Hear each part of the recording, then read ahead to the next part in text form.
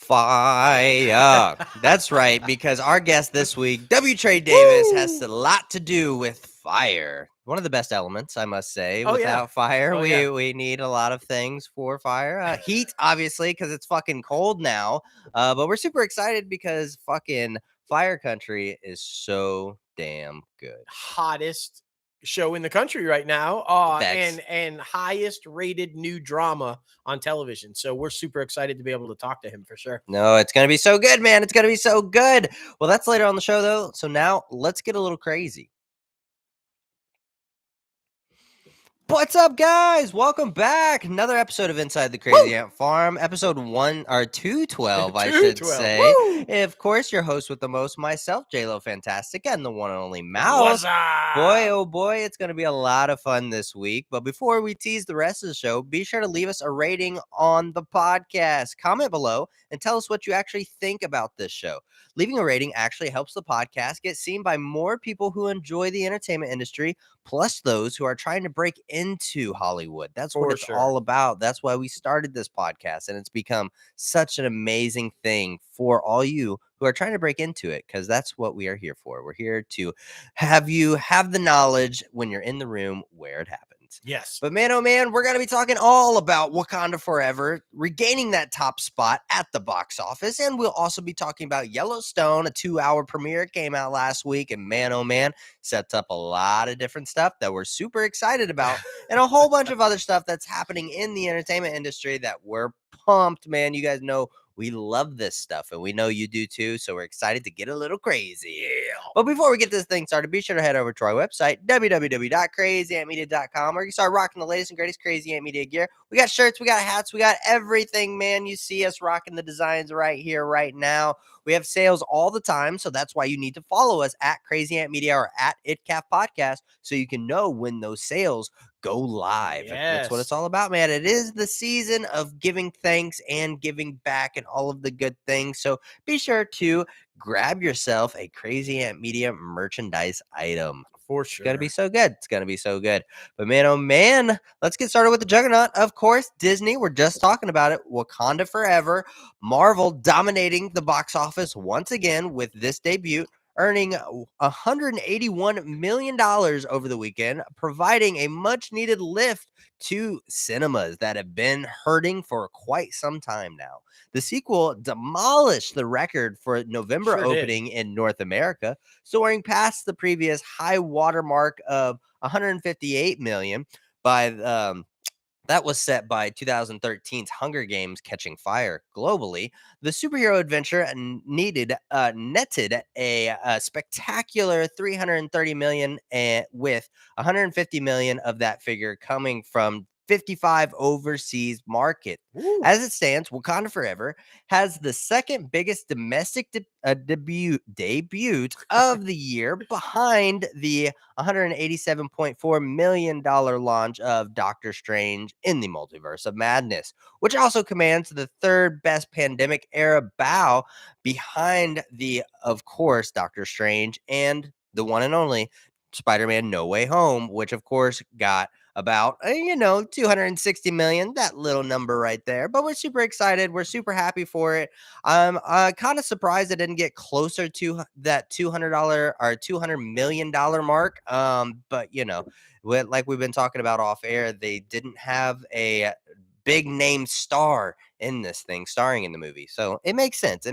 But I mean, 181, that's nothing to, bat your eyes at. Yeah, no. And Marvel continues its streak. 30 films, 30 openings at number one, 30 films that have never lost money.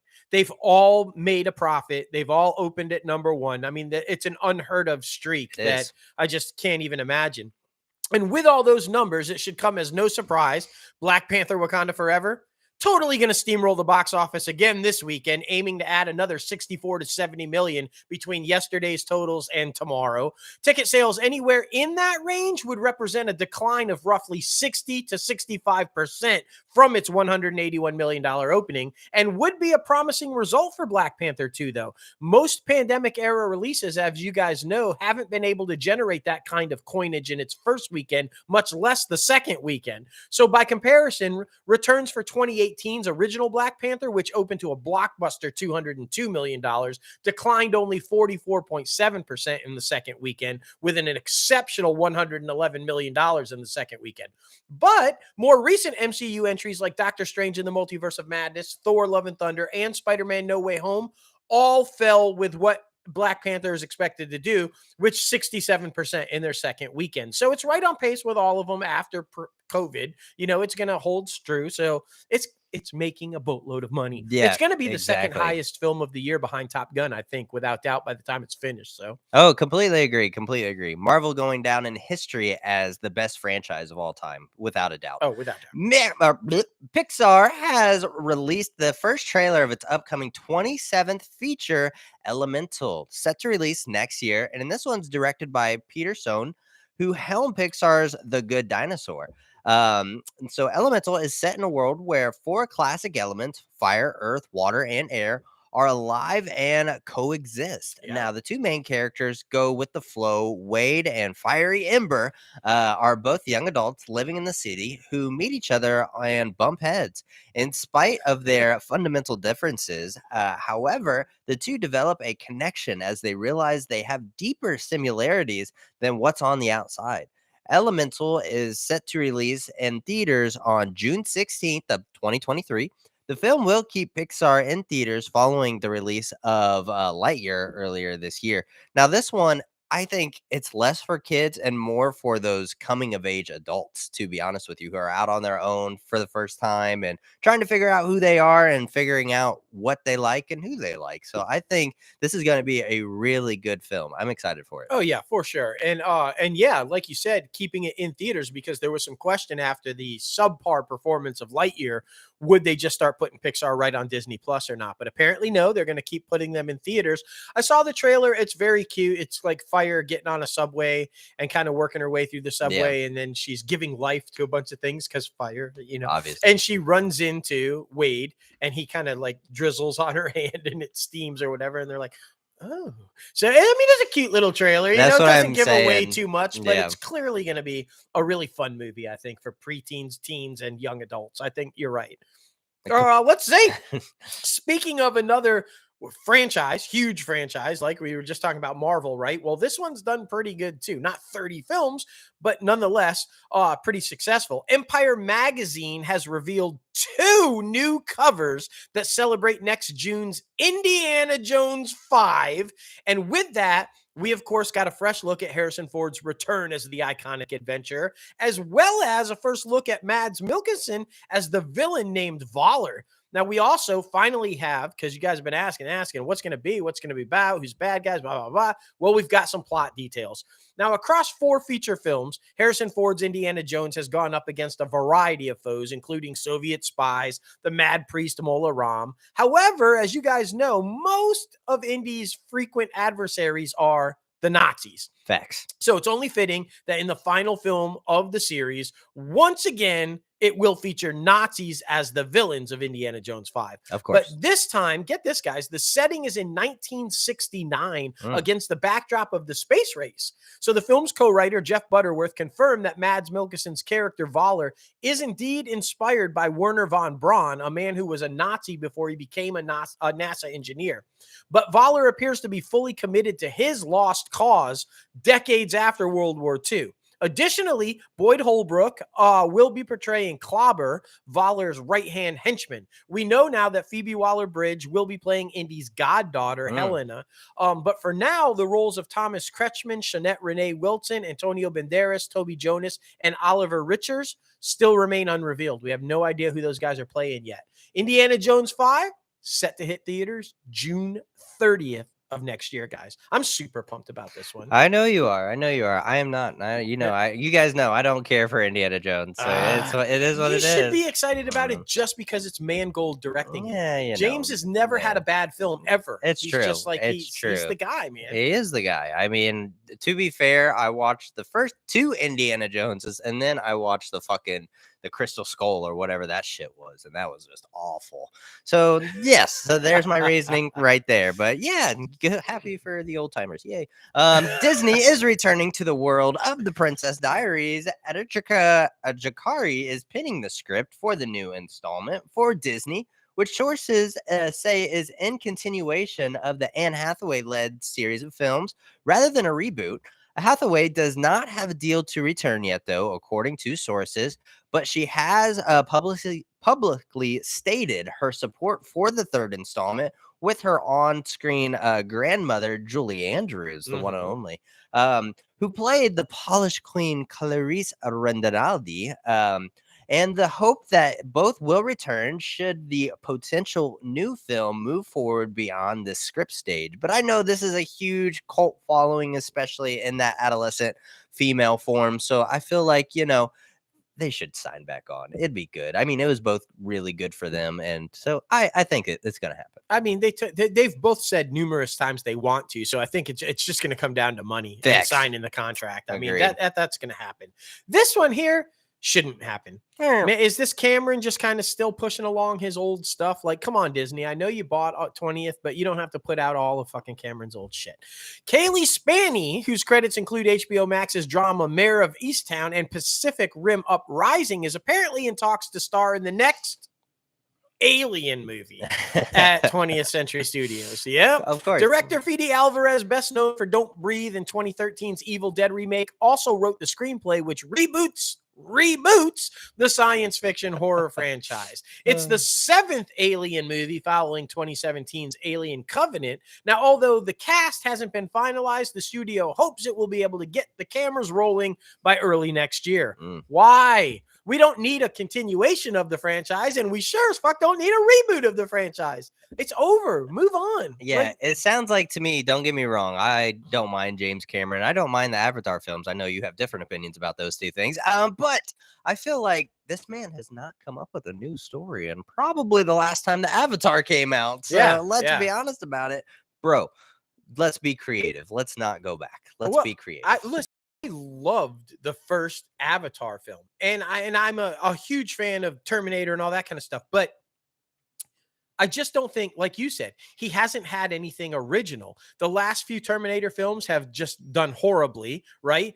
Listen, we were at the theater watching Black Panther, and they showed the new Avatar trailer, and the audience was not excited at all. They weren't talking. They weren't, whoa, oh my gosh, I can't wait to see it. Nothing. Yeah. You know why? Because fucking Black Panther with underwater with Namor and everything, and Aquaman most recently and stuff, it's been done. And I didn't really see any groundbreaking visual effects for that film. That's why I think the first Avatar did so well. It was like something nobody'd ever seen before. Yeah. But now everybody's fucking doing it. And if you're just going to keep running with old ideas and keep trying to reboot it, like, I just think this is a bad idea with Aliens. I'm sorry. It's going to be very interesting, especially like it's right now anyway, because Top Gun proved me wrong. But right now, sense of how is this going to reach a younger audience? You know, because I mean, about it, that's your demographic that you're trying to cater to. So how is this going to reach it? Right, Miles Teller back here for Aliens. Like, are you going to get him to stop? That's the only way it's going to work. Literally. But man, oh man, I'm excited for this next one because in the lead up to the upcoming Andor finale on Disney Plus, the Walt Disney Company will air the first 2 episodes of the series across networks, including ABC, FX, and Freeform. Now, it also makes it available to view on the sister streamer Hulu. Now, Andor episodes Casa and That Would Be Me will be made available following the schedule across the Thanksgiving holiday. With Hulu offering an extended streaming window, ABC Wednesday, November 23rd at 9 p.m. Eastern Time, FX. Now this Thursday, November 24th, 9 p.m. Eastern Time on Freeform. Friday, November 25th, 9 p.m. Eastern Time, and Hulu. It's going to be available on from November 23rd through December 7th. Now, the 2-episode finale of the Disney Plus Star Wars series, which Diego Luna as Cassian Andor premieres on November of November 23rd, and There that is you a go. Wednesday. So Yes. there, be sure to check it out. This is definitely one that I started, and man, oh man, we've just got some stuff going on that I just kind of dropped off. So I'm just gonna binge watch it all when it all comes out. I feel like that's a good way to do it. Yeah, for sure. I'm So, in the same boat. I plan on watching it because I enjoy it and it's really good. Just haven't, for whatever reason, been able to catch on to it. So, did you like, get just past the first episode? two. I got Two. two. Yeah. I think episode 3 or 4, there's like a heist scene. It's super good. Yeah. I Yeah. mean, it's definitely like the slow progression peak, but overall it's really good writing and it's just a great Star Oh Wars yeah, story. and we'll catch on to it. I mean, just like it's going to happen. I'll finish it up. This one I'm kind of disappointed about because I was really excited about this. I'm definitely a fan of David E. Kelly. I'm a huge fan of Michael Connelly and all of his books, and I'm a huge fan, obviously, of the star of this movie, which I'm really disappointed, Nev Campbell. Apparently ABC has reversed course on the upcoming drama series Avalon, opting not to move forward with the show despite giving it a straight to series order in February. Avalon hailed from, like I said, David E. Kelly and executive producer Michael Connelly, with the show based on a short story that Connelly had actually wrote. Nev Campbell was set to star in the lead role. Other cast members included Demetrius Gross, Alexa Messor, Stephen Pascal, which I was also super excited about coming back, Rosalind Ruff. According to an individual with knowledge of the situation, ABC opted not to move forward with the series order for Avalon after screening the pilot. I don't know what that meant. Was it not good? Was it not? I don't know. A&E Studios, though, the studio behind it, is said to still be bullish about the project and are weighing options on how to proceed. Translation, they're going to shop it around to another streamer. But we'll see. I'm kind of disappointed, though. You would think David E. Kelly, Michael Connelly, and Nev Campbell would be a sure win, but I guess not. Yeah, that's very interesting. Nothing is a sure win nowadays. No, So let's be honest about it. Well, the Percy Jackson and Olympian series at Disney Plus has added Jay Duplass and Timothy Olmston in the guest starring roles. Now, Duplass will play Hades, the god of the underworld. That's going to be an awesome role for him. Oh, yeah. Per the official character description, Hades feels like an outcast from his family and misunderstood genius that he thinks he is. He holds a grudge for past wrongs and plays his cards close to the chest. Now, Omundson will play Hephaestus, the god of blacksmiths. Now, Hephaestus became disabled when he was thrown off Mount Olympus as a baby. Despite that, his strength is definitely legendary. And his capacity for kindness and mercy sets him apart from his brothers and sisters in the dog-eat-dog world of the gods. Yes. So Now, sorry. No, go ahead. I was just gonna say I'm excited for it because I mean I didn't jump on the film bandwagon like when those came out, but this one like keeps adding more and more things that I feel like will get more people excited. Oh, for sure. And I'm excited about Omenson because, as you guys know, not unfamiliar with the area of the gods and everything. Obviously, playing I think it was Cain on Supernatural, but in real life, if you guys remember, had a stroke and has worked his way back. Remember, he was briefly on This Is Us, and he's been slowly making his way back. So the idea of hiring him as the disabled god that was thrown from Mount Olympus, perfect casting. Yeah, I think that's it's awesome. going to be fucking awesome.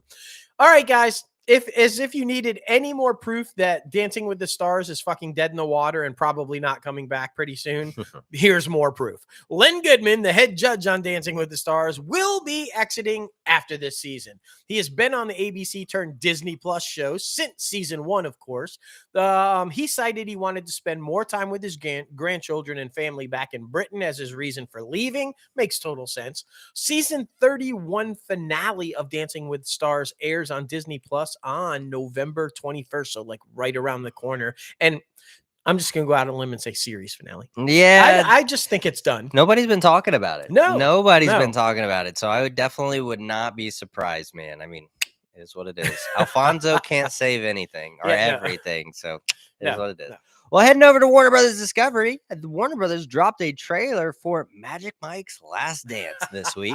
Finding himself broke and bartending in Florida, Lane hooks up with a wealthy socialite played by Salma Hayek, Tunwalt, who lures him to London with an offer he can't refuse and an agenda of all her own. People are numb and disconnected.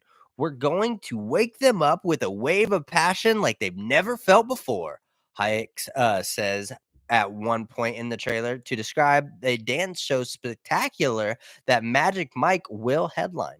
Now, Lane has to then whip a new dance troupe into shape to succeed or fail with the latest business venture. Now, the third installment sees Tatum return to his signature role as a male stripper character, loosely modeled on his own experiences as a stripper in Florida. Now, Hayek takes over the role as previously played by the Wade Newton. Magic Mike Last Dance will premiere in theaters February 10th of 2023. Yeah, this is a huge franchise. People love this, and I'm glad they're doing one more to kind of close it out. I think that's a good idea. Yeah. And how many people knew? I don't know if a lot of people knew that Channing Tatum was a stripper, that he did do that for a while back in Florida in the day. So there you go. I could see it. Yeah. I could see it. Yeah. So unfortunately, guys, I think most of it took place prior to the age of cell phone Yeah. cameras. Yeah. So don't go searching. It's probably not anywhere. Exactly. I'm super excited about this one just because I loved the original film. I still love the original film. I love the fucking car in the original. It's my dream car, as you guys know, on our top 5 lists. Bradley Cooper is set to star in Steven Spielberg's upcoming film, an original feature based on the character of Frank Bullitt, the no-nonsense San Francisco cop played by Steve McQueen in the 1968 action thriller Bullitt.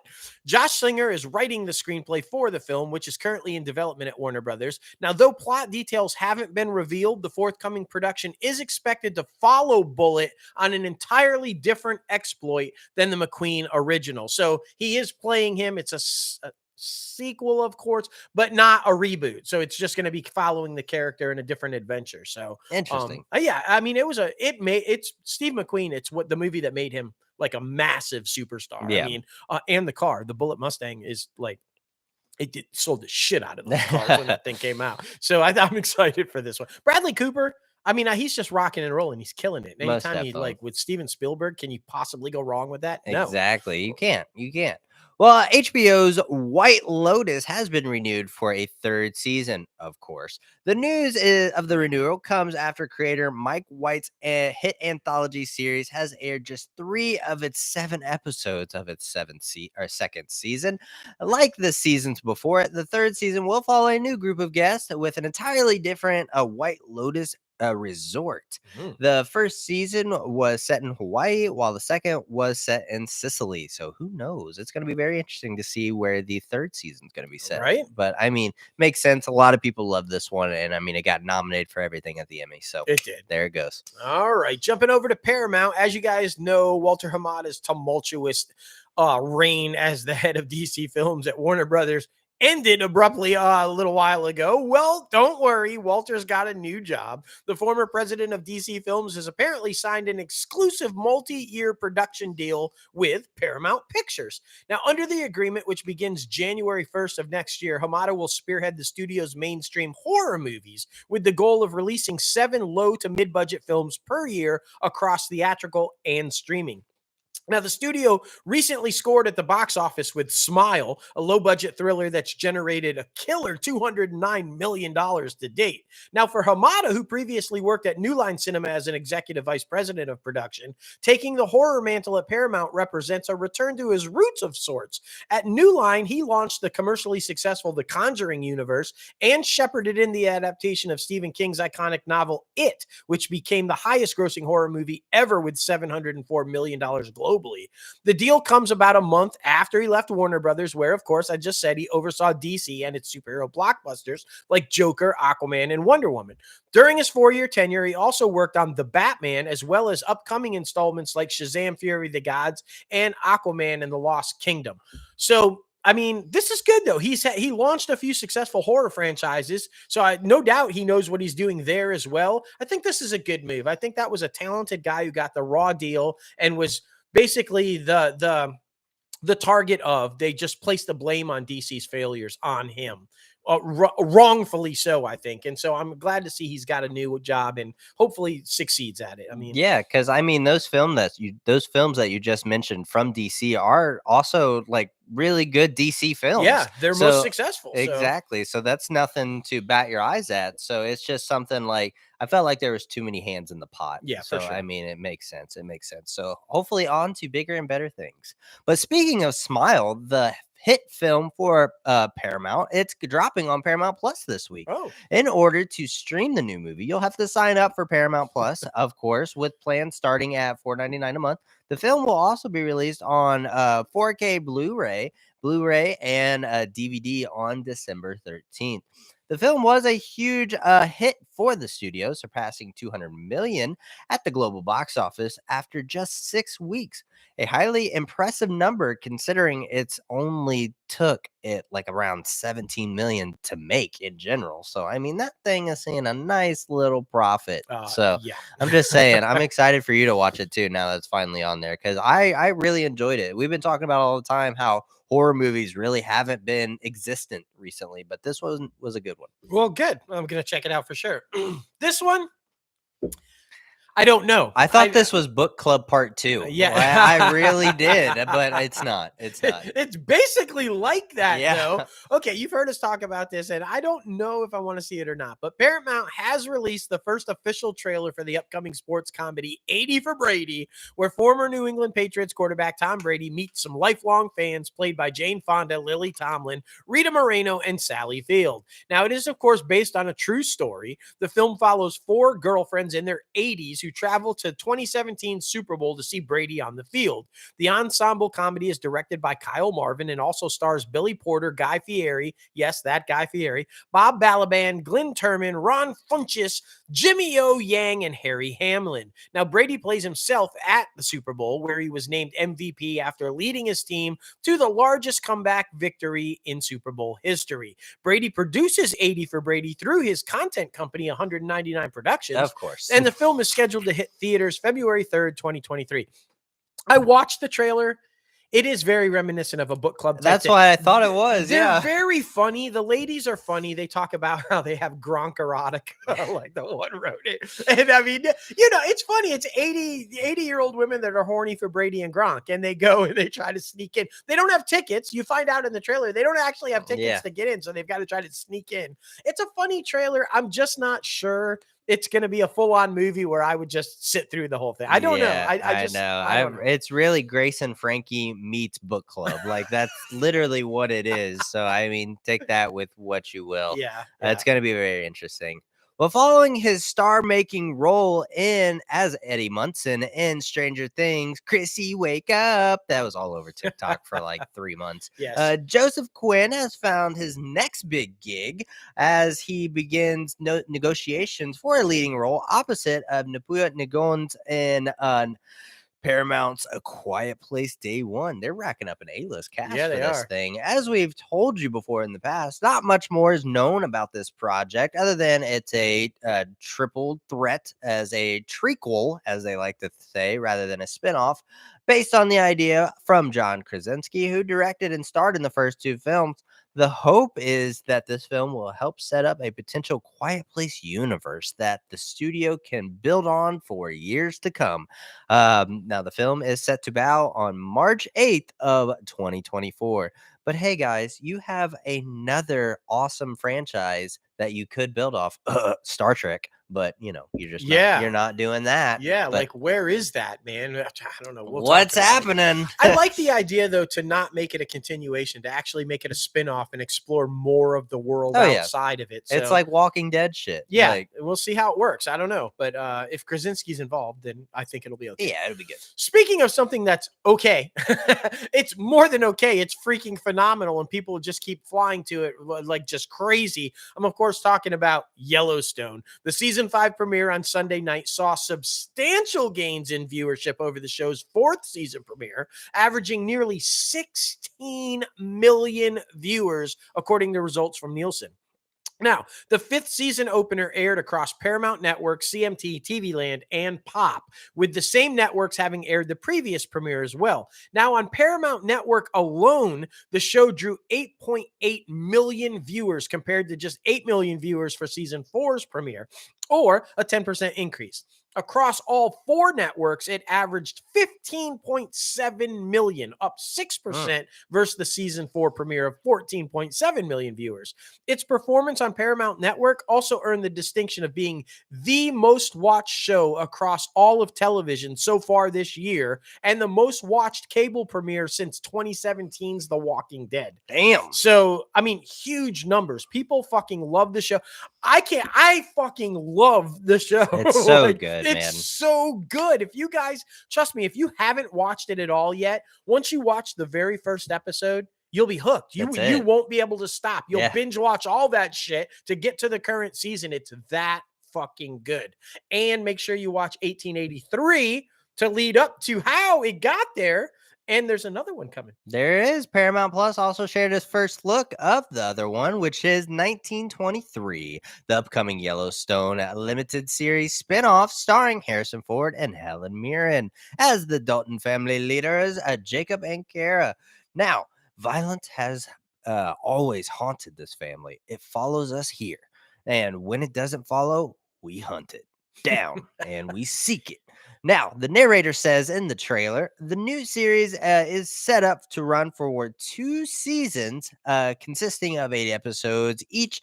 1923 explores the West of the early 20th century when pandemics, historic droughts, prohibition, and the Great Depression all plagued the frontier of the Duttons call home, which is Montana.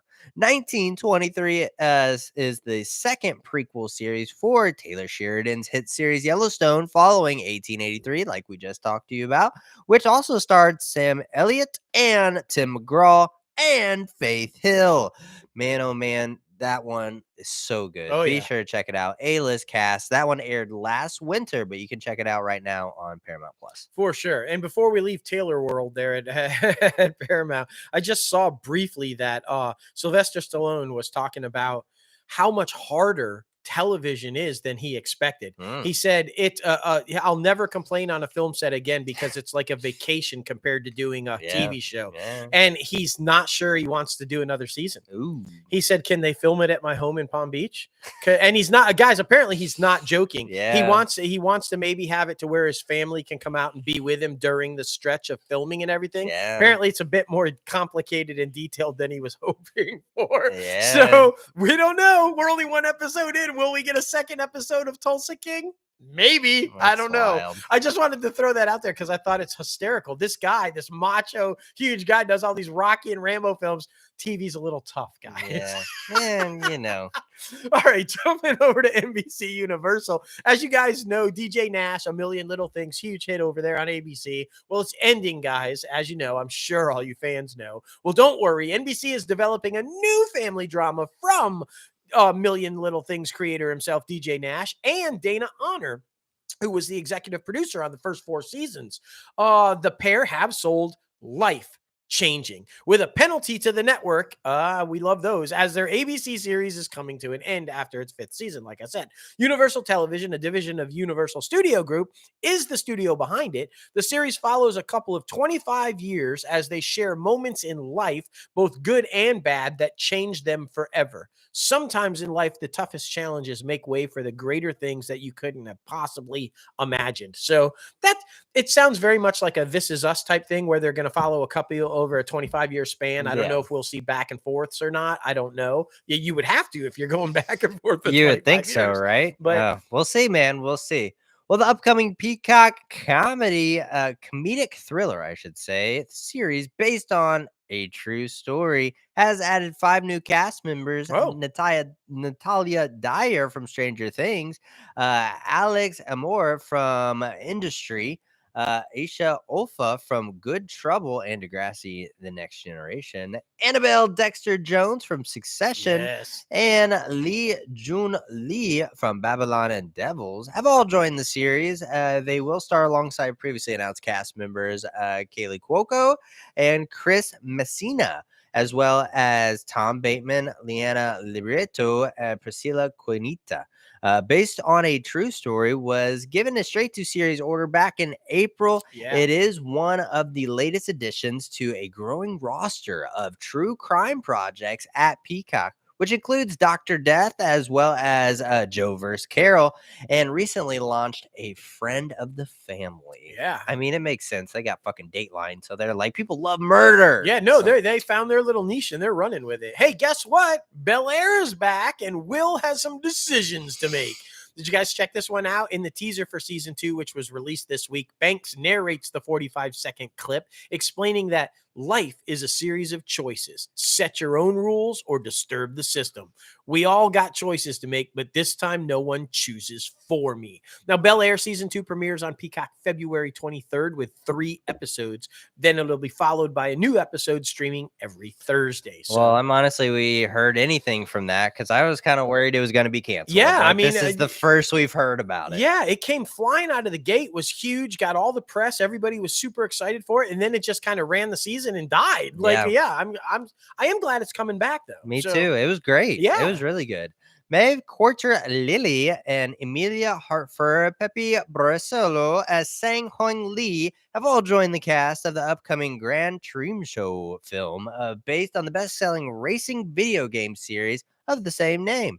From Sony Pictures and PlayStation Productions, the actors join an ensemble cast including Archie McCall, David Harborough, Orlando Bloom, Damon Hoshu, Guri Howell Horner, and Daniel Pugh. Man, oh man. As previously announced, based on the true story of Jan Mardenborough, this story is just fake. All these people are fake. There's no way. The film is described as an ultimate wish of fulfillment tale of a teenage Gran Turismo player whose gaming skills won him a series of Nissan competitions to become an actual professional race car driver. Okay. Now, Sony's Pictures will release this in theaters on August 11th of 2023. Those video game adaptations, man, are no joke. Yeah, Studios are getting behind them. You know, the racing car movies, though, have been hit or miss. So I They feel like have. this is a risky one. I know, okay, it's a video game property, but things about racing, some have done okay and some have just completely tanked. So this is a risk for Sony. Facts. But I guess they're used to that by now. Facts. Jumping over to Lionsgate. Guess what, guys? The story we've been talking about forever about will they or won't they sell off Stars?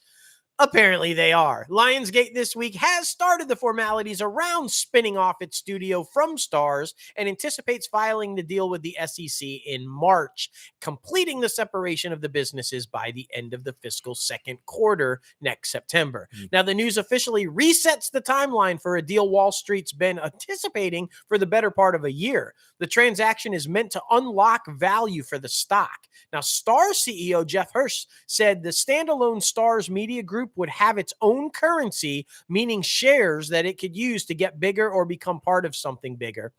And he seemed to have little doubt that one of those two things would happen. Now, post-spinoff, Lionsgate will be one of the only pure play publicly traded content companies, meaning not owned by a conglomerate. The deal frenzy has slowed a bit with volatile stock market and uncertain economy, obviously, but the streaming wars are still on, and the need for content obviously as great as ever. The stock, by the way, after all this news, it's been lingering around its 52-week low, closing at 3% at $7.78 this past week. So, I mean, you know what would make sense if freaking Paramount just bought them and combined Stars and Showtime. People get those so mixed up all the time anyway. So, and I mean, they produce literally the same content. well, and I so- think that's what he was talking about, like either build bigger or become a part of something bigger. Yeah. He clearly thinks his library can be merged with somebody else's. I like that idea, but I saw Paramount's kind of getting ready to shelter some, lay some people off and said they're struggling too. So as far as money goes, so I don't know if they can buy them. It's so I mean- crazy, man. It's absolutely wild. Well, Lionsgate has acquired the feature adaptation of the hit Sega video game Streets of Rage, which the John Wick franchise creator and scribe Derek Costan is writing. Streets of Rage was one of the most popular video game franchises back in the 90s, with Sega publishing 3 games between 91 to 94. Now, in 2000, the long awaited 4th game in the series was released to rave reviews and became the bestseller. Now, Brady Fuchigua and John Humphrey are shuttering the project for Lionsgate. So we'll see how that goes. Again, right. another video game. All right, Amazon. What are you doing? What are you doing? Sony is trying to now dump their failures off on somebody else. This is what this story is about, I'm pretty sure. Amazon is officially moving forward with multiple live action shows based on the Marvel characters controlled by Sony, meaning everybody but Spider-Man. The first series under the deal will be Silk, Spider of Society, which was developed by the Walking Dead showrunner Angela Kang, along with Spider-Man Into the Spider-Verse producers Phil Lord and Christopher Miller. Now, Silk, Spider Society will debut domestically on MGM Plus, which used to be Epix, guys, if you don't familiar. That's their linear channel, followed by a global launch on Prime Video. The show is based on characters created by Dan Slott and Humberto Ramos for Marvel Comics. It follows Cindy Moon, described as a Korean-American woman bitten by the same spider that bit Peter Parker, as she escapes imprisonment and searches for her missing family on her way to becoming the superhero known as Silk. It is unknown at this time which other Marvel characters will be featured in the Amazon shows, though Sony currently controls over 900 such characters associated with the Spider-Man franchise. None of them have worked. None of them. You need Marvel to make them work. Literally. Nobody's going to watch this shit. Literally. I'm sorry. I like Silk. She's a great character in the comic books. But as they've proven time and time again with Morbius and like all these other spinoffs they're trying to do from the Spider-Man universe, nobody gives a shit. Unless Tom Holland and Marvel are there, nobody gives a shit. It's the only reason Venom is successful. They know Spidey's coming. Exactly. Honestly, maybe Sony should buy Stars. Like, that would make sense. They don't have a fucking streamer and they keep giving their shit to everybody else. And then just give Spidey back to Marvel. Yeah, it's fine. It's right, fine. You make a shit ton of money. It's all good. Bob Greenblatt is partnering with the West Wing star Allison Janney and writer Alexa Jung from Grace and Frankie to adapt the book Confident Women into an anthology series for Amazon Prime. The series will chronicle female con women in a range of different stories over the last several decades. That's cool. The project represents the first TV project for Janney, who is attached as a non-writing executive producer alongside her producing partner, Third Line's Chris Haynes. Although Janney is not set to star in the first season, the door is open for her to appear on camera for future installments. Janney and Haynes brought the idea to Greenblatt, the former NBC, Showtime, Warner Media, and Fox executive, who had been busy as of late and amosing a new stable of projects in development. So yeah, I mean, that's a good guy to partner with. He's got a little experience. Yeah, and Allison Janney. I'm sorry, anything Allison Janney is in, I am watching. Yeah, like she's just phenomenal, and it's going to work. This one I was kind of shocked by, but I think it's a victim of out of sight, out of mind. Yeah, the gap between season 1 and season 2 has been so long. I think literally people just forgot about this. Hunters will end with season 2 at Amazon, which will debut January 13th. The conspiracy thriller series originally debuted on the streamer back in 2020 and was renewed for a second season in August of last year, though no mention was made at the time of the show ending with the new season. Now, the cast of season 1 included, as you guys know, Al Pacino, Logan Lerman, Jerrica Hinton, Josh Rador, Kate Mulvaney, Tiffany Boone, Greg Austin, and just like a shit ton of other people. You guys know this is about how they were hunting down Nazis. It's now the second high-profile Amazon series to announce it will end after just 2 seasons. Carnival Row, starring Orlando Bloom and Cara Delevingne, also coming to an end when its second season debuts. So, again, I just think both of these shows, honestly, just out of sight, out of mind. People forgot about them, and I think Amazon is like, oh, well, we're just going to go. Yeah, I think Hunters specifically is definitely one of scheduling conflicts. These are a lot of A-list cast members that have a lot of other shit going going on. So I can imagine it's probably hard to try to lock them down for a season 2 when they have so much other shit For going sure. on. So that's all of their money. And then Carnival Royal, that deals with like fairies and goblins, witches, all the good stuff. So I imagine CGI wise, that one is a lot to Yeah. endeavor. So I mean, it makes sense. It makes sense. But I still think Amazon is doing something that none of the other streamers are doing, which is accurate female Oh, representation for sure. with big time shows that are winning notoriety like Emmys and all of these other award platforms. So Amazon's still killing it. Let's be honest Yeah. about it. Gabrielle Union and Ava Longoria are developing an LGBTQ wedding comedy feature for Amazon Studios. Like I said, they'll not only produce the film, but likely star as dueling soon-to-be mother-in-laws whose sons are getting married. The Untitled project is being written by Ricardo Gamboya and produced by Marco Film Studios. Unions all have another productions and Longora's unbelievable entertainment. It's crazy to even think about those two in mother roles. Oh, yeah. They I mean, still it's look just, young as shit. I What know. are you talking about? I know, but they're going to be hilarious together. I think Facts. that sounds like it's going to be freaking hilarious. Jumping over to Netflix now, and speaking of series that take forever in between seasons, The Crown season 5 finally debuted and took the throne on this week's Netflix Top 10 English TV chart as the #1 show over the November 7th through 13th viewing window. According to the streamer's figures, the show's 5th season was viewed for 107.39 million hours following its premiere on November 9th and in the top 10 in 88 different countries.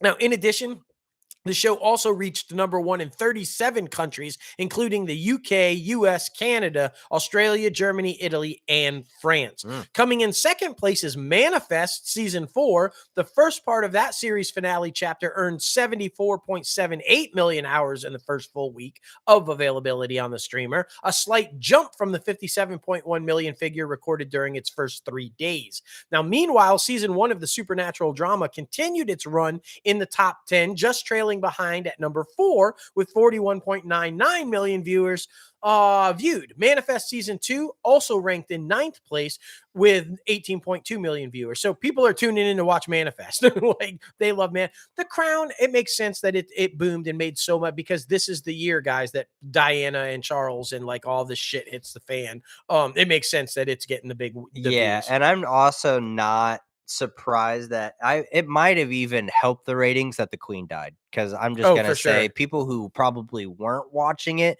and then saw all the social media like division between everybody's like, fuck the Queen, no, I love the Queen, so people were probably like, what's going on? So they started watching The Crown and probably started seeing stuff. I would be surprised if their older seasons start seeing a nice uptick in views as well because of that reason. And for all the young people that aren't really familiar, that weren't like around during that era, that are all like, oh, Charles is king, oh, what a nice guy, oh, look at him, they're going to watch this show and go, fuck, this fucker's king? Because he is not portrayed well in this. No. And he had some issues in real life, which is why he's not portrayed well in this. I think they're going to have a whole new opinion of King Chuck. Exactly. Just saying. Enjoy. Claire Foy, Queen forever, though. That's right. Loved.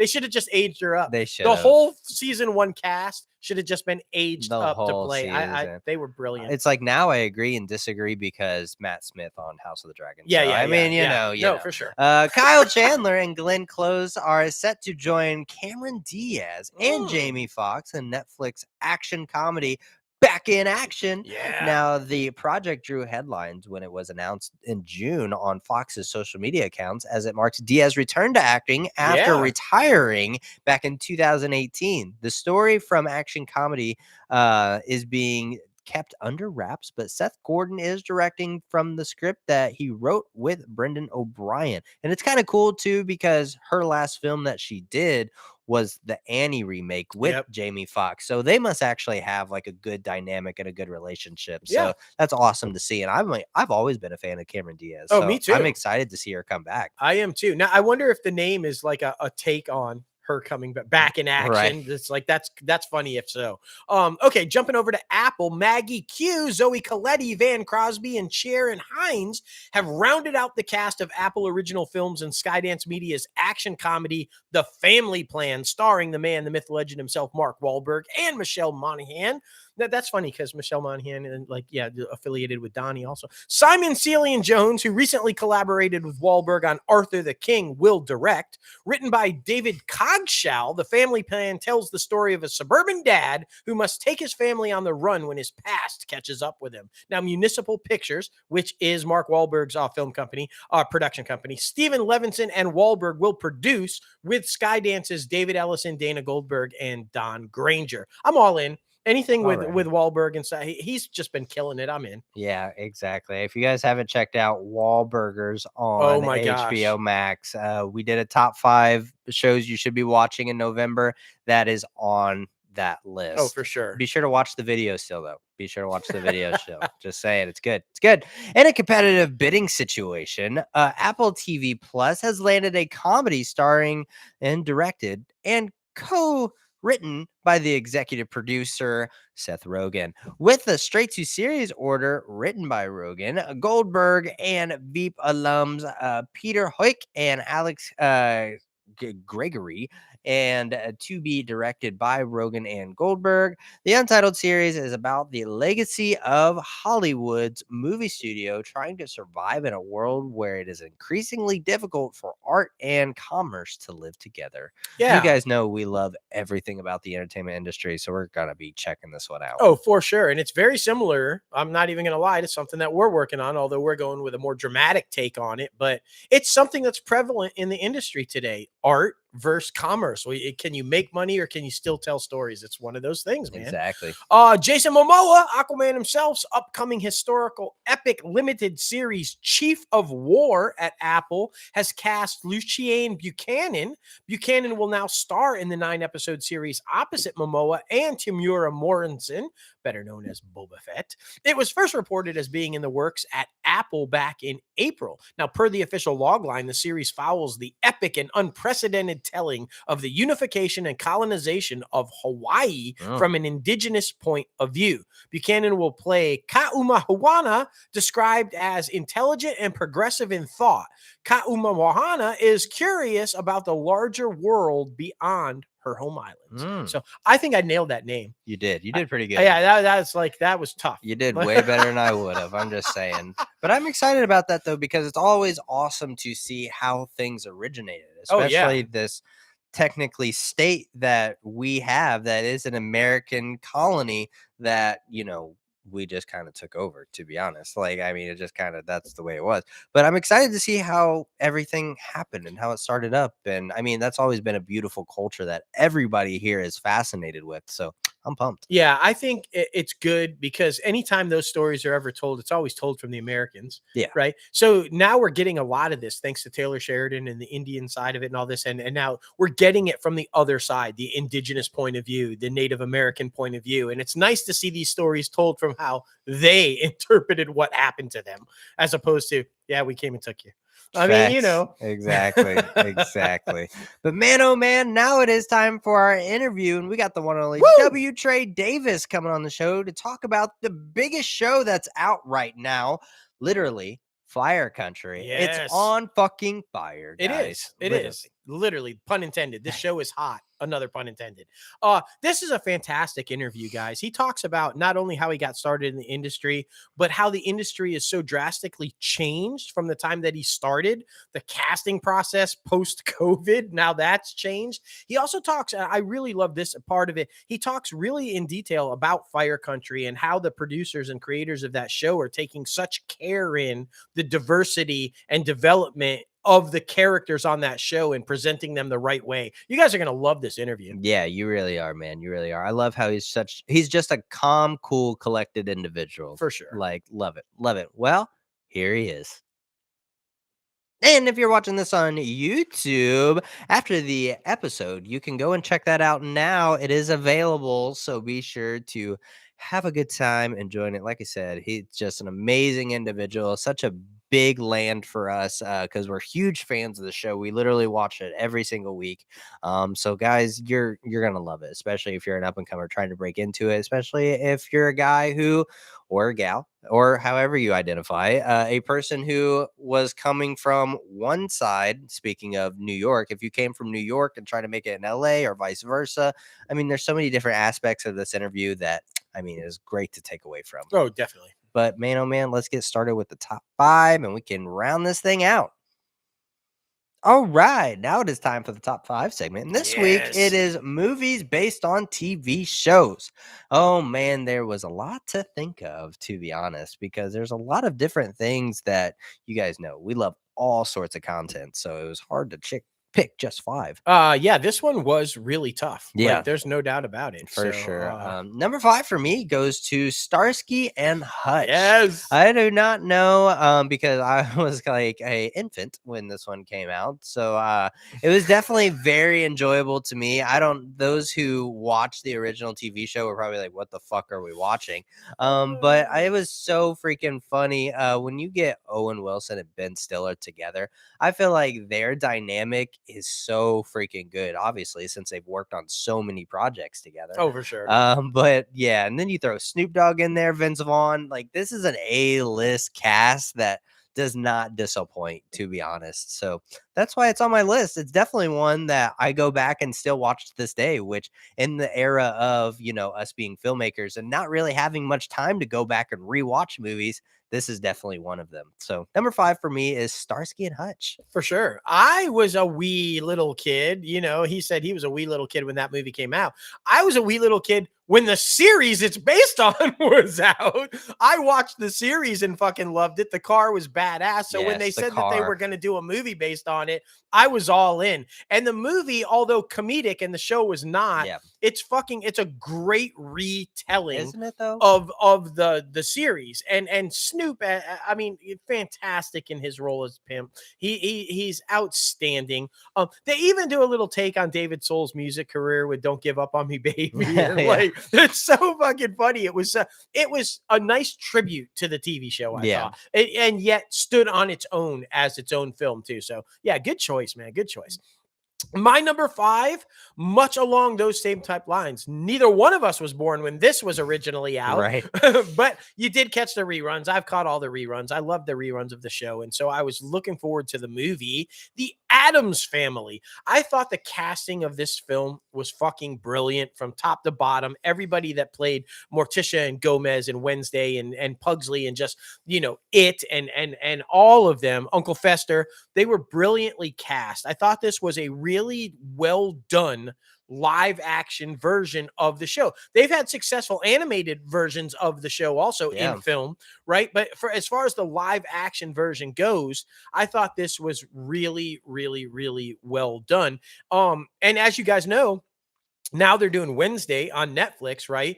Christina Ricci, who played Wednesday in these movies that I'm talking about, does have a appearance on that show with Jenna Ortega. And it's getting mixed reviews. I'm hearing that it's okay, but not great. And it's not as good as these movies that I'm referencing are. So I don't know. I'll have to watch it and give my own opinion on it. But these movies, if you haven't seen it, absolutely outstanding. So make sure, if you're a fan of the Addams Family and you just like goofy horror type, stuff, you're going to love these movies. So make sure that you definitely check them out. Unfortunately, several of the members of the cast have left us, unfortunately. Even more so reason to go watch, because I think you'll really enjoy it for sure. Completely agree. Well, number 4 for me goes to, oh yeah. Oh, you guys know we love this show. Entourage, man, oh man. Like this, this one is definitely on repeat all the fucking time. If we ever just want to get like a tiny bit inspired, we just throw on Entourage. Oh yes. Like, it's just so damn good. And then the movie, I feel like they did a pretty good job of summing everything up and wrapping everything up. But it's never, you don't want it to end. It's one of those shows that it literally could have gone on forever if they wanted to. But the movie did it justice, I felt like, and bringing everybody back a few years after the original series. And I mean, come on now, it was just so damn good. Everybody in their roles is fit to play their part, and it's just so great. That's definitely one that's got some rewatch value as well. So Entourage, the movie. Oh, without doubt, it is the definitive look at what really takes place in this industry. And if you haven't watched the show or the movie, you most definitely have to. And I hope at Fix. some point, because HBO did an awful job, Warner Brothers did an awful job of marketing the film, Yeah. and it didn't do as well as I think it could have had they gotten behind it with a marketing campaign. I want more. Yeah, I me want too. more. So hopefully Doug Ellen and the gang will get together and go, you know what? Okay, let's do it. Let's come back to it. So we'll see. I don't know. My number 4, it's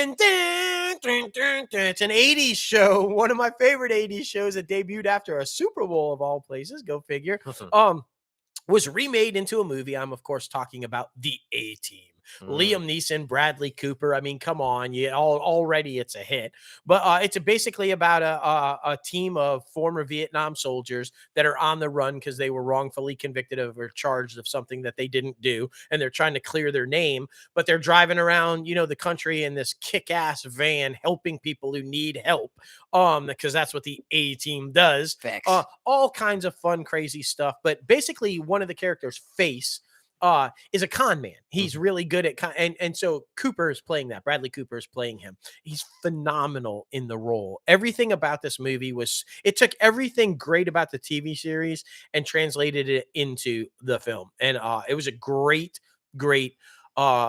interpretation of the story. I loved it. I fucking loved it. I laughed through the whole thing. I thought it was great. Lots of action, lots of drama, but also a ton of comedy and a nice tribute to the show. Oh, for sure, for sure. I was just getting into UFC when that first came out, and Rampage Jackson, fucking playing Mr. T. Like, it's so freaking good. B.A. Baracus. It's so good, so good. Great pick. Oh, yeah. Number 3 for me goes to Batman Beyond: The Return of Joker. I mean, come on, guys. I mean, of course, Jason Todd, one of the all-time, like, in my opinion, best Robins, and then transitioning into the Red Hood and all the good stuff. But then Batman Beyond, that's one of my favorite interpretations of Batman, even though it's not Bruce Wayne, who is the end all be all. But I mean, just to be able to be in the future and bring back some of the original characters and to talk about how crazy and how smart the Joker is, like, in general, to be able to, I forget what it was, if he like put a chip into Jason Todd and like just at some point it turned on and Jason Todd turned into the Joker, or a reincarnated version of the Joker. So just the storytelling in this film, I believe, is just so freaking good, bringing up past experiences from a different Batman who is the mentor, obviously. But Batman Beyond needs a live action show, movie, anything like that. It would be so freaking great. Michael Keaton playing Bruce Wayne, old version, be great. Oh, fucking fantastic. It's so funny because this is like a roundabout circle kind of a thing. This is a film based on a TV show that was based off of Batman Beyond. I mean, Batman the Animated Series, which was a series based on a movie. Yeah. That was it all goes full circle into how these things all come about. But that's an excellent pick. Anything within the Batman Animated Series and spawned off of it, films, TV shows, whatever, best ever. Like, they're all fantastic. Yeah. And And we should say Kevin I was about to say we didn't have a show last week, and it's a crazy. It's passing. Heartbreaking, man. Like, He's the definitive voice of Batman, in my opinion. When you think about Batman, you think about his voice. Everybody is trying to emulate Kevin Conroy. Yeah, let's be honest about it, and just to be able to have experienced his art is such a pleasure, to be honest. And just everything that he has given to the craft and to the character, it's been absolutely beautiful. And it's definitely a legend lost. I mean, and the industry knows it. In the latest Batman, Pattinson's Batman, I'm vengeance. That's a direct line that Kevin Conroy said in Batman the Animated Series that was given into the film as paying homage to him. He's that guy. Yeah. It's sad. My number 3 is, keeping it in the comic book family, James Gunn himself. I don't know if a lot of people know that James Gunn is the mastermind behind this, but I'm talking about the live action version of Scooby-Doo. Oh my God, Freddie Prinze Jr. and Sarah Michelle Gellar and just the gang, Matthew Lillard, and I mean, they're all fucking. It was brilliant casting from start to finish for Mystery Inc. Right? Scooby, the CGI was outstanding for back in the day. I thought that the dog looked amazing. Scooby, Scrappy Doo, like all the kind of. This movie just had me because I'm old and I'm a Scooby Doo fan. I loved the fucking cartoons way back in the day. I was hooked from the get go. So when I saw this and it was live action and a live action Mystery Machine, I was all in. And it was a brilliant interpretation of the group. It was funny. It was serious. It was like everything about it, all the innuendos and all the kind of stuff. It was just brilliant. And the sequel was really good. And then James Gunn went away and they recast the characters and they tried to continue on and it fucking sucked. Yeah. Just don't do it without James Gunn. Don't do it without the original cast. Bad idea from start to finish. But Scooby-Doo, the original and the sequel, definitely were worth it. You guys got to check it out if you haven't seen it. I'm betting this guy probably loved it too. Well, we'll see. Well, how can you not love it? My number 3, Scooby-Doo. For sure, for sure. Well, number 2 for me goes to the Simpsons movie. Ooh, Now, yeah. this one I wanted to put on my list because everybody knows how big of a animation guy I am, especially adult animation with adult comedy. Not like hentai porn or anything like that. We're talking about just like just fucking, TV 14. Yeah, good old time. Nothing crazy. Anyway, so No, Greg Berlanti tapping anybody? no, No. not this week. Not this week. But this was my first realization and idolization that these type of movies can be turned into films, Yeah. especially for the big screen, because that's where I went and saw this film. It was such a special experience because just to be able to tell its own individual story inside of this huge masterful franchise that had already been going for like 20 years by that point.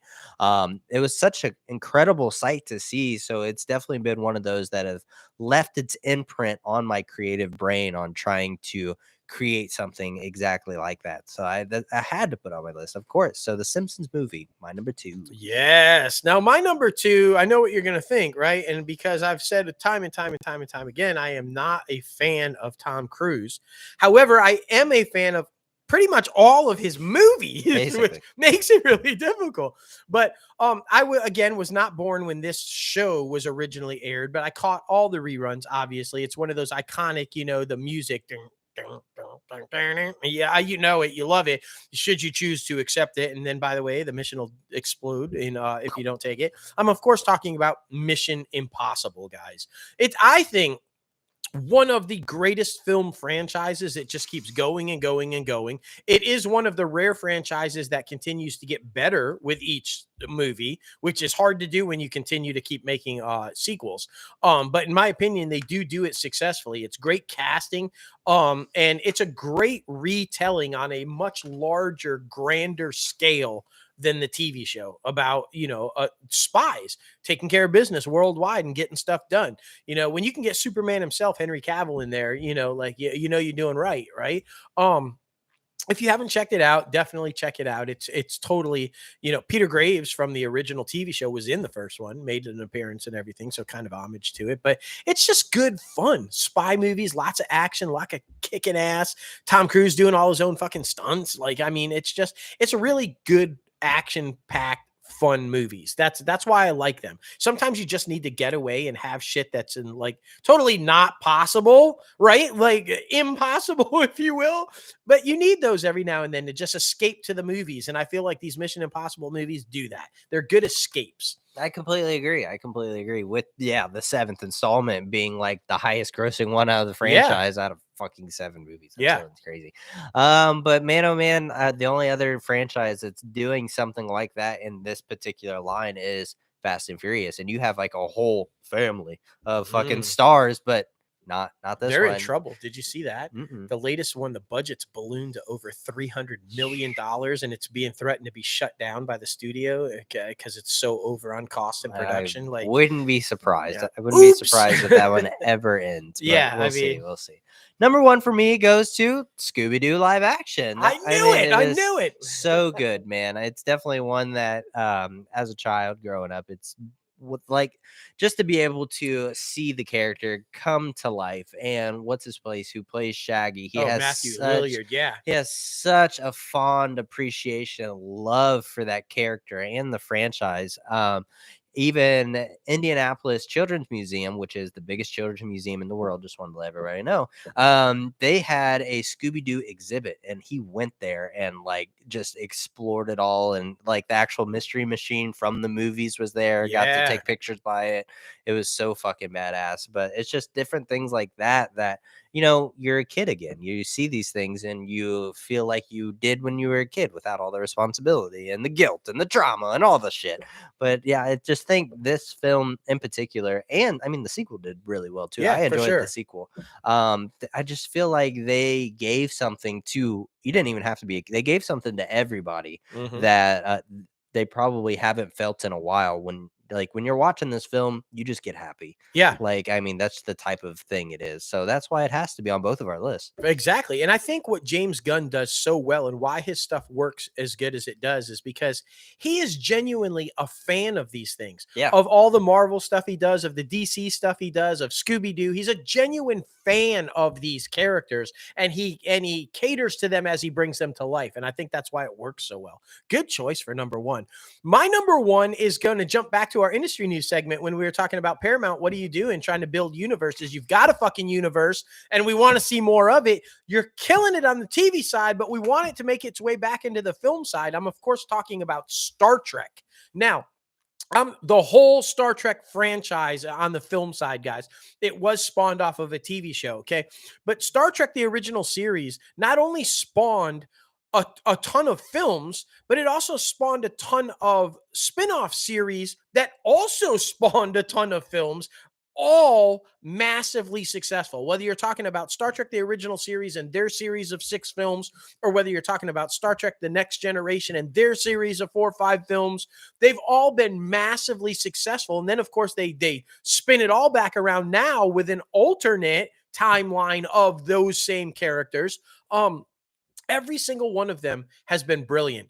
And again, I go back to, it's one of the rare franchises that each film has done better than the last. They're like they continue to do better at the box office than the one previous. In my opinion, my favorite still out of all of them, Star Trek II: The Wrath of Khan. It by far the single best out of all of them, Next Generation or original series.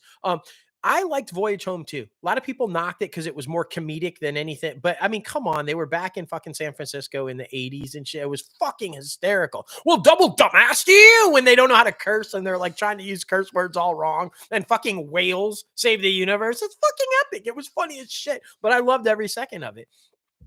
Brilliant franchise. It's a brilliant franchise. Star Trek knows how to, entertain people all over the world. There's so many fans. And I think Paramount has seen that. They're, like I said, they're kicking ass on the TV side of it. They need to get these guys back into the movie. It's been too long without a Star Trek movie. They need to get back there. So my number one, the Star Trek franchise. Yeah, they don't want to become DC where they're killing it on the TV side and not doing anything on the movie side. It's shit. Fucking bring the movie side. I'd love to see a movie based on Discovery. Yeah, it's fucking epic, man. I mean, come on. Well, now never to the box office recap, man. Oh man, like we told you in the industry news segment, Black Panther: Wakanda Forever, Duh, 181 million, number one. Black Adam number 2 with 8.1 million. Yeah, superhero fatigue. Where? Number 3, Ticket to Paradise with 5.9 million. Number 4, Lyle Lyle Crocodile with 3.2 million. Number 5 is Smile with 2.3 million. New movies coming out this week are really The Menu and She Said. Those are the 2 big ones coming out. Did you listen to that podcast that I sent you this morning? I did. Oh man, when they're talking about that, they don't think either The Menu or She Said won't break 10 million. I don't necessarily, or no, they said 5 million, something like that. I don't necessarily agree with that. I think She Said will come around 10 million. And I mean, I feel like The Menu will do around the same. But well, I did see The Menu was expected to do better, but She Said outpaces. She Said looks like it's going to beat The Menu for the weekend. It's going to be so interesting too, because they brought up some very interesting points, because The Menu is supposed to be like this comedic horror, comedic thriller type of thing. But then they, on the podcast we listened to, they talked about She Said, and they were like, who's this movie for? Who is this audience? Like what's their target audience? And I think one, journalistic people, and women who have been abused, and see like someone who actually gets exposed and get repercussions for their actions. That's their audience. I mean, just to see that actually happen. So I honestly wouldn't be surprised if after this movie comes out and after there's so much feedback from it that we get more people and more females coming out because they feel encouraged by this movie, Yeah, for to be sure. honest. So I think that's where their audience is. I forget what his Matt. But yeah, I mean, I'm excited for both of these movies. And to be honest, I think this is the first time since the pandemic that we've had a single weekend where there's two new movies coming out that are worth seeing. Yeah. Because normally since the pandemic, there's only one big movie coming out every week. But now I think these two are definitely worth seeing. Yeah, I So feel like that's completely accurate. And this one, you can still see it's been out for a little bit. I am hearing no bad things about this. Everybody that I come in contact with is trying to get me to go see this movie. So I think I'm going to have to see this movie. I'm talking about the Banshees of Inisherin. I'm hearing it. It's like a war pick, I guess, around a town in Ireland or something like that. I don't know the whole premise, and I'm sorry about that. But everybody has said they fucking love this film, so I'm gonna have to go check it out. I yeah, mean, right. Goodness gracious. Well, movies you can still go see. Pray for the Devil. Still want to see that one. Yeah. The Banshees of Inisherin, like you just said. One Piece film, which I guess is really a cult phenomena with the anime lovers. Sure. Till and Tar. Now I hear Tar is in the talks for Oscar buzz, so be sure to check that one out too. Got to see Till still Yeah, also I mean, too. a lot of good stuff out, guys. IMDb Pro's top trending segment, of course, Black Panther Wakanda Forever, The Crown, and Millie Bobby Brown. I'm sure Millie Bobby Brown because of everybody, her wanting to play Britney Spears, or Britney Spears being like, For sure. I'm not dead. Be like, bitch, you don't have to be dead. Like, to have a biopic about you don't have to be Yeah, dead. no. It's just come on. Goodness gracious, so freaking funny. Well, guys, thank you so much for getting crazy with us on episode 212 of Yes. Inside the Crazy Ant Farm. We got to thank our guest, W. Trey Davis, one more time for coming on the show and getting a little crazy. Be sure to follow him at W. Trey Davis on Instagram. Be sure to follow the company and podcast on social media. ITCAFpodcast and Crazy Ant Media, man. Crazy Ant Media. I need Yes. more coffee. No, for sure. Be sure to follow us both personally on social media. Myself, JLo Fantastic, and Crazy Ant Guy 1970. yes, and be sure to subscribe to this podcast anywhere you listen to your podcast: Anchor, Apple Podcast, Spotify, Google Play Music, iHeartRadio, Podbean, Stitcher, and so much more. And you can visit our website, www.crazyantmedia.com, where you can start rocking the latest and greatest Crazy Ant Media gear. We got a lot of stuff coming for the new year, guys, Yes. and a lot of exciting projects that we're looking forward to working on. Some that, of course, are behind the scenes filmmaking stuff, but also more podcasting stuff as well. So a lot of different things that's going to be completely different than what we're doing right now. Well, kind of different, I should say. But man, oh man, this was a great episode. I think honestly, my favorite story out of the industry news, besides Wakanda Forever, obviously being epic because it is an epic film, is the Apple TV, the origin of Hawaii, and after the fact of trying to see other places and stuff like that. I think that's going to be a very interesting concept, and a lot of people will like it, hopefully anyway. Yeah, I mean, for sure. And I'm along those lines too. Yellowstone, I think, is really, resonating with the people, and such a huge hit because it is the telling of a man trying to protect the land and what it was and how he feels like government has over kind of stepped and taken over and taken away from the Native Americans. I think it just resonates really well with people about, what's right and what's wrong. I don't know. That was definitely one of my favorite parts. And of course, I know you're not, but I'm excited about Indiana Jones 5. I think that was really fun to talk about. And obviously all the comic book stuff. I'm a total geek, so you know that. But no, for sure. And Hercules was one of my favorite animated Disney films. So Percy Jackson's got me really interested For about sure. all this shit. So like I said, I never really jumped on the film bandwagon, but I'm super excited about it. Yeah. And I just want to say I'm glad Michigan won. Woo!